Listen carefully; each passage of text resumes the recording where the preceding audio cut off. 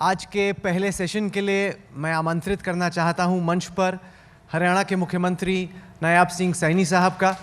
एक बड़ी चुनौती है इनकी, क्योंकि मार्च ही में एक तरीके से इनको बैटिंग करने के लिए भेजा गया। पिच बेहद खतरनाक है, बाउंसर्स भी आ रहे हैं, यॉर्कर्स भी आ रहे हैं। क्या सैनी साहब बीजेपी की टीम को जिता पाएंगे, इस पर चर्चा करेंगे। बहुत बहुत स्वागत हरियाणा के मुख्यमंत्री नायब सैनी का। सैनी साहब, मार्च में आपको मुख्यमंत्री के तौर पर बैटिंग करने को भेजा गया। उसके कुछ हफ्तों बाद लोकसभा का चुनाव हो गया, जहां पे आपकी टीम का प्रदर्शन बहुत अच्छा नहीं था।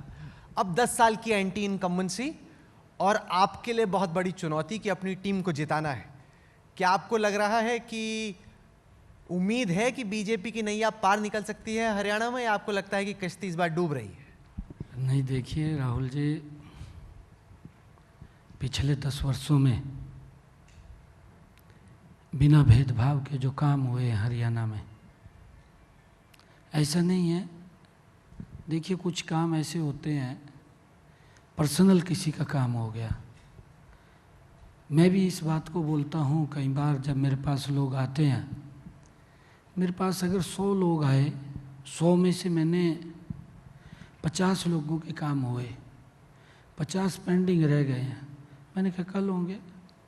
मैं 100 के 100 तो मैं एकदम पूरे नहीं कर सकता, उसको कोई भी नहीं कर सकता। और इस बात को लोग भी जानते हैं, लोग भी समझते हैं। आज हुआ, कुछ के कल हो जाएंगे, नेक्स्ट डे हो जाएंगे। हमारी जो मंशा है, हमारी जो सोच है, जो भी व्यक्ति अपने काम के लिए आता है, उस व्यक्ति का काम पूरा हो, उसके लिए हम डट करके प्रयास करते हैं। और इसी के कारण ही लोगों के अंदर एक बड़ा विश्वास हमारी सरकार के प्रति बढ़ा है। लगातार अगर आप लोग देखेंगे कि पिछले 10 वर्षों में, 2014 से पहले अगर देखेंगे, 2014 के बाद देखेंगे, ज़मीन आसमान का अंतर आपको नज़र आएगा 10 सालों में। 2004 से 2014, 2014 से 2024। पर एंटी इनकम्बेंसी भी एक हकीकत होती है, और 10 साल में जैसे जैसे सरकार काम करती है, आपने बोला 50 लोगों का काम हुआ, तो 50 ऐसे हुए जिनका काम ना हो पाया, जिसको आपने कहा कि आगे चल के करेंगे। ये सारे 50-50-50 करके ही लोकसभा में हमने देखा कि 5 सीटें आपके हाथ से निकल गई।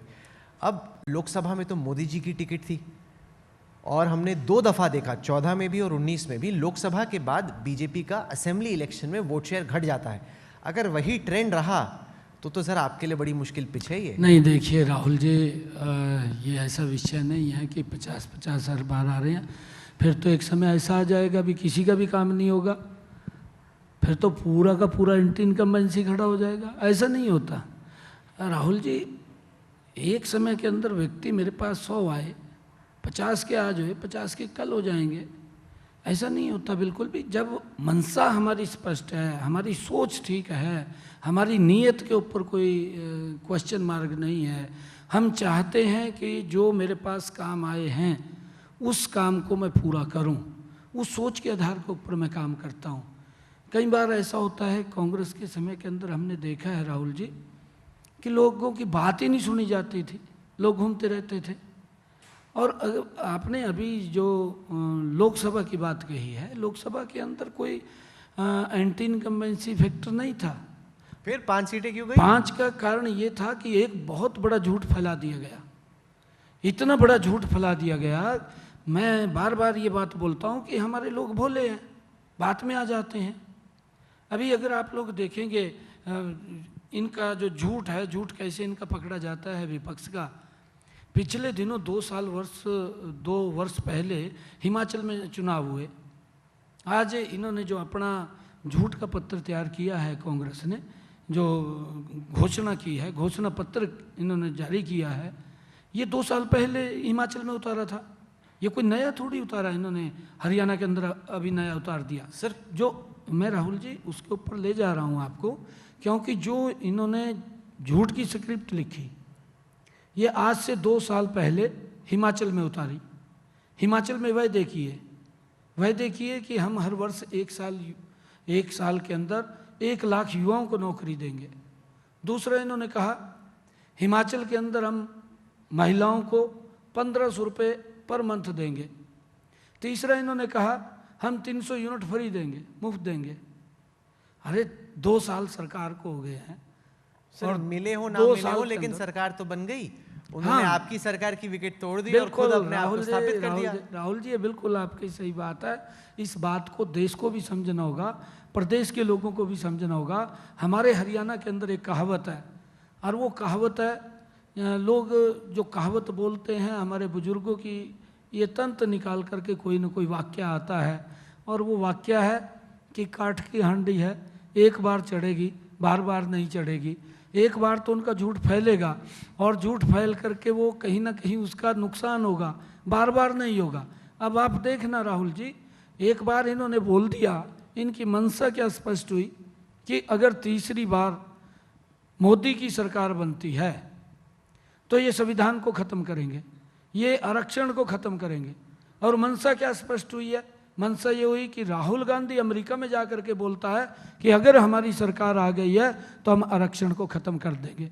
एकदम स्पष्ट है। तो नहीं बोला उसने कहा, उन्होंने कहा कि जब भारत का समाज फेयर और जस्ट हो जाएगा, कि सबको बराबर से हक मिलेगा, उस टाइम पे हम इसके बारे में सोचेंगे। लेकिन ये थोड़ी कि आप तो, आपने बोला कांग्रेस ने झूठ बोला, अब आप भी वैसे वाला गेम कर रहे हैं। राहुल जी ऐसा नहीं है, आप उसकी बाइट्स निकाल करके देख लीजिए। मैंने सुनी, उन्होंने बोला कि India becomes a fair and equitable society, उस वक्त पे हम सोचेंगे। जवाहरलाल नेहरू ने पत्र लिखा मुख्यमंत्रियों को भी आरक्षण खत्म होना चाहिए, ये भी झूठ है क्या? वो तो संघ के बहुत सारे जो सरसंघ चालक थे नहीं, वो भी खिलाफ थे। झूठ है क्या? नहीं, वो सही बात है, मैं बोल रहा हूँ कि संघ भी तो खिलाफ ही रहा शुरुआत में। इंदिरा गांधी ने आरक्षण खत्म करने की वकालत की, राजीव गांधी की आधे घंटे की 1.5 घंटे की बाइट्स लोकसभा के अंदर पड़ी है आरक्षण को लेकर के। आरक्षण खत्म होना चाहिए। आज तक कांग्रेस ने कभी भी डॉक्टर भीमराव अंबेडकर जी का सम्मान नहीं किया। ये उस पवित्र संविधान को हाथ में लेकर के देश को गुमराह करने निकल पड़ा। मैं एक चीज पूछूं, आप वो संविधान वाली बात इस विधानसभा चुनाव में ला रहे, वो लोकसभा का मुद्दा था। क्या आपको लगता है विधानसभा, क्योंकि उसकी काट आप तब तो कर नहीं पाए जब आपको करनी थी, आपकी 5 सीटें चलेगी, अब आप उसको काट रहे हैं, वो तो पिछले चुनाव का मुद्दा था, इस बार भी मुद्दा है क्या वो?